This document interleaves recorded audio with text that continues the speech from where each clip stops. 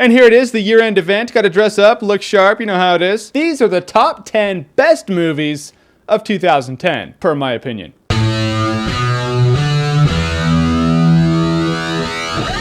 Just remember, and do keep in mind that I didn't actually see every movie that came out. I haven't seen Buried, and people rave about Buried. Buried might be one of the top 10 best, but I didn't see it, so I can't say it is. And without further ado, here we go. Number 10. You said number 10 kicks ass, and yes, it does kick all that ass. Now, Kick-Ass is the first of a couple movies that, in my opinion, will get absolutely robbed in the box office in 2010. Kick-Ass is an awesome and ludicrously outrageous superhero movie that really pushes the bounds as to what a movie can and cannot do. A little girl gets spin-kicked in the face. I'm not down for beating kids or anything like that, but even if you hate Kick-Ass, you gotta give it credit for the balls. Number 9. True Grit is truly gritty. Doesn't really work like Kick-Ass kicks ass. And this is probably a little higher on a lot of other people's top 10 lists, but this movie surprised me. I really did like it. I expected a really artsy-ass western about revenge. What I got was a little girl who stole the show, a badass old dude, and a really realistic manhunt. And every time I see a review bitching about the needless violence, it just makes me like the movie even more. Dude totally gets shot in the face. It's awesome.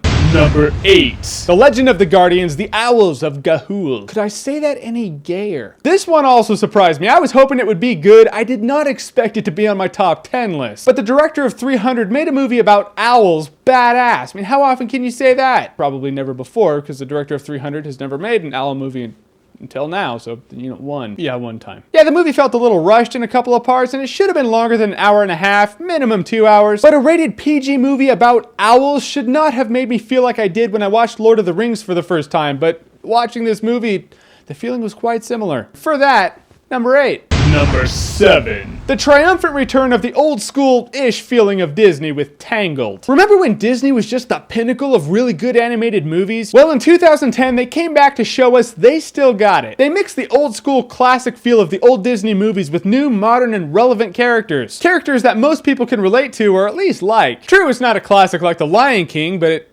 might be because it's just 2 months old.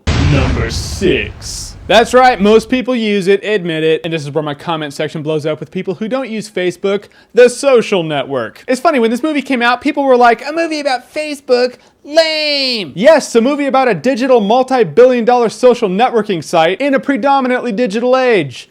It's worth knowing about. And it's really well done, well acted, well directed, well written.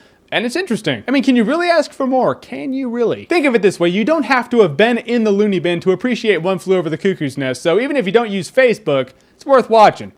Number 5. And we're halfway done with number 5, the second movie that was robbed in the box office, Scott Pilgrim vs. the World. You think you're badass? Try taking on the world.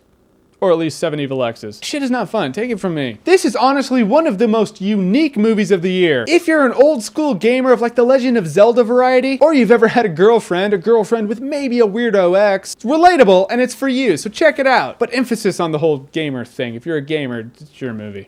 Number 4. Number 4 is the movie I held off my top 10 list for 127 hours. And I am absolutely glad I held off the list for this. This is the story of a guy who is in the most grim of situations and he really has to ask himself, how bad do I want to live? It's well acted, well directed, it affects you, you think about it long after the movie's over, and it also makes you squirm. Definitely good, definitely an Oscar contender. Go check it out, if it's in a theater near you.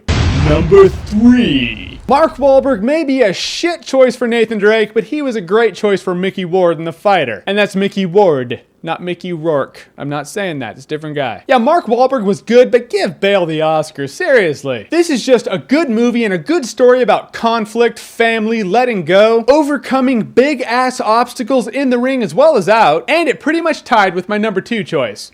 Number 2. That's right, we're going for hard on this one. Toy Story 3. Yes, an animation for my number 2 choice, because it's not meant for kids. It's meant for adults that were once kids, but also kids. 127 hours may have been more intense, The Fighter may have been more real, but Toy Story 3, man, that just hit me. I don't know why, from what I've heard, it hit everybody. I mean, when's the last time you heard about people being that united about one thing? I mean, since, what, 9/11? I'm serious, it was good, the movie was good. If you don't cry, it's because you held it back. That or you were raised by Frances Dollarhide's mom.